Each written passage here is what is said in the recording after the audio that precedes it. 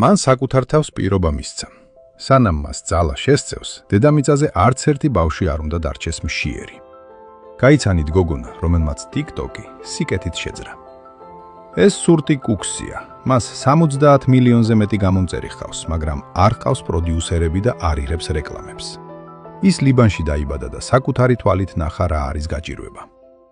სურტი ებრძვის იმას, რაც დღევანდელ მსოფლიოში ყველაზე საშინელია – საკვების უაზრო ფლანგვას.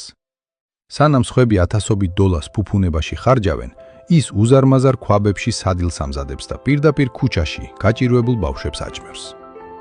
მთელ თავის შემოსავალს ის ამ ბავშვების გამოკვებასა და განათლებას ახმარს.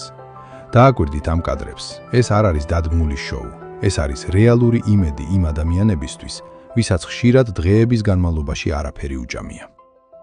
მას არ სჭირდება კულინარიული დიპლომი, რადგან მისი მთავარი ინგრედიენტი სიყვარულია.